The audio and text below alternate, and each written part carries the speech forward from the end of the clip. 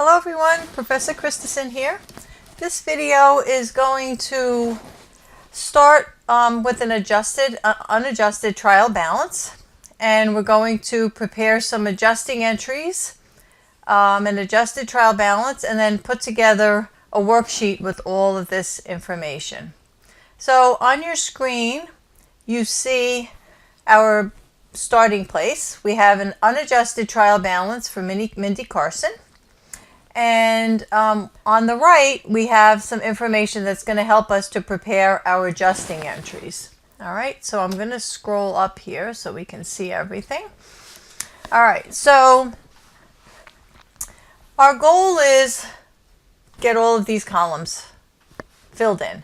Now, a little hint, if you're working on a worksheet like this in Excel, highlight, I did every other row a little bit gray, and I put thick lines around every two columns because it can be hard to see exactly where you are on the worksheet, so that might help you. All right, so let's see what we have to do here. The office equipment was purchased on January 1st and has a 10-year life with no salvage value. The company uses straight line depreciation. So that's telling us we need to record depreciation on our office equipment. So here's our office equipment. It's $37,500.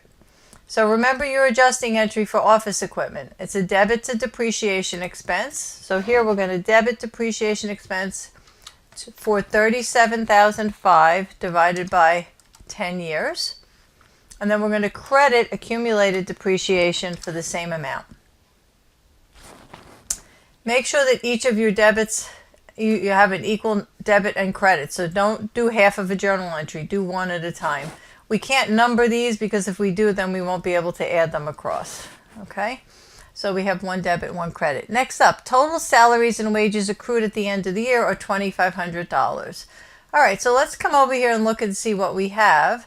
We have salaries and wages payable of $1,500, and they're telling us that it should be $2,500. Okay, so that means that we're going to have to credit this account for $1,000, right? Because we want to bring it from $1,500 up to $2,500. And when we credit salaries and wages payable, we're going to debit salaries and wages expense for the same amount. Next up, the company borrowed $30,000 on September 1st at a 5-year note with 10% interest. Interest is paid twice a year on August 31st and February 28th. Okay, so the thing with interest, remember, the tricky thing is always going to be the date, right? So we know that our interest is equal to our principal, 30,000, times our rate, 10%, times our time. Now, how much, let me make this red so we can see it easier. All right, how much is our time? And that is going to be the question for us, okay? So what do they tell us? We borrowed money on September 1st. We haven't paid any interest yet. So that means we're accruing interest for September, October, November, and December. So we're going to multiply by 4 over 12. Okay? So all of September, all of October, all of November, all of December. Okay.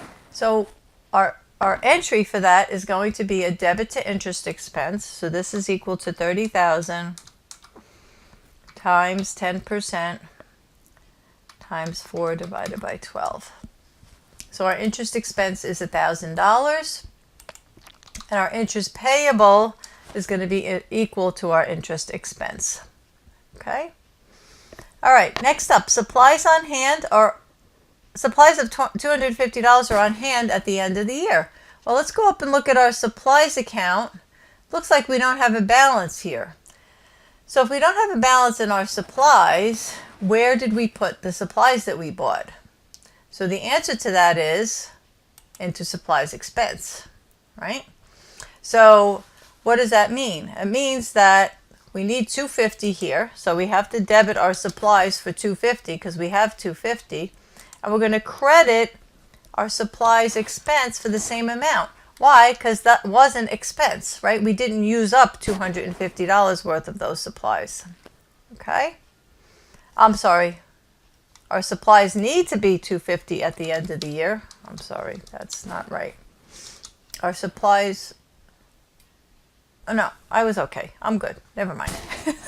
We're good. Our supplies are going to be $250 at the end of the year. Everything that I said was right. Okay, let's go back to next thing. So at the end of the year, rent has been prepaid for $2,000. This is the same situation. So we look up here, what is our prepaid rent? There's nothing in there, right? So that must mean that when we paid our rent, we debited rent expense, and you can see it down here. All right, so again, what do we want in our prepaid rent at the end of the year? $22,000, right? And that amount was not rent expense because that part is still prepaid. So we're going to reduce our rent expense. Remember our hint for these kinds of adjusting entries. Wherever you put it into, that's where you have to take it out of. So we put it into rent expense, we put it into supplies expense, now we have to take it out. Okay? All right, so those are all of our adjusting entries. Now we're going to add up all of our columns, and we hope that our debits equal our credits. Okay, and they do. All right, so now what we're going to do is we're going to prepare our adjusted trial balance. So we're going to take the numbers from our unadjusted trial balance, take into account any changes, and then come up with an adjusted trial balance. All right, so we all know that cash does not change when we make adjustments, so we know that's going to be the same. We also did not change our accounts receivable. Now our supplies are basically what the supplies are equal to is our beginning balance, which was 0, plus our adjusted amount, right? And it's going to be the same thing for our prepaid. Okay, our inventory did not change. Our office equipment did not change. Okay? All right, what happened to our accumulated depreciation? So we had a credit balance of $5,000. We added $3,750, so our accumulated depreciation is now $8,750. Accounts payable did not change. Salaries and wages payable are equal to our old balance, and then we increased it, right, by crediting it. So now we have $2,500. Our notes payable are $15,000. Our interest payable is equal to our beginning balance, which was 0, plus the interest that we accrued. Common stock is easy because it doesn't change as a result of adjustments, and nor did either of those accounts, so we can drag that down. Our cost of goods sold, still the same.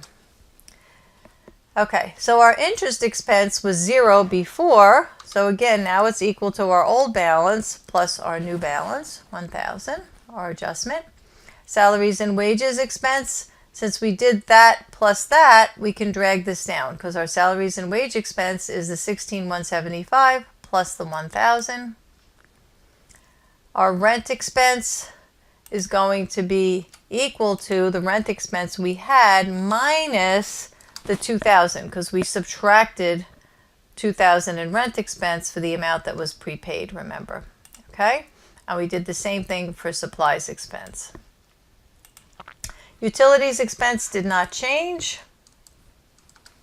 And depreciation expense is equal to, again, what we had before plus what we added, and we had 0. Okay, so I'm going to drag this over, and we find out that our totals on our adjusted trial balance equal. All right, so we're happy about that.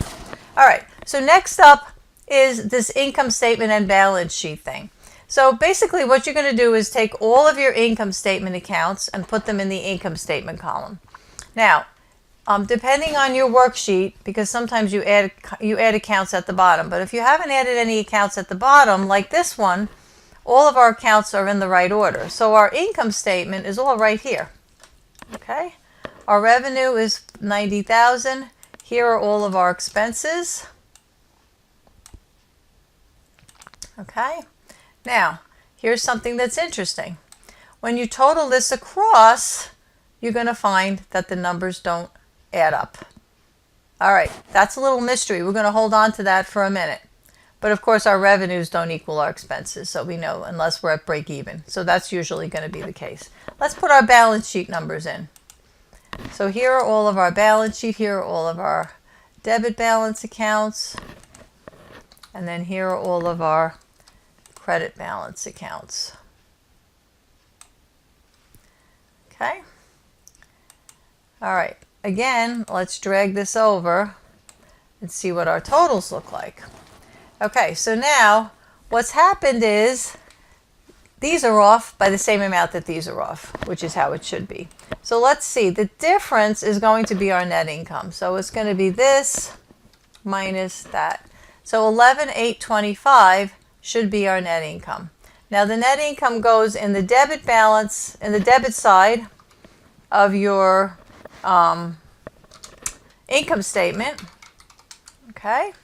And the same number goes on the credit side of your balance sheet.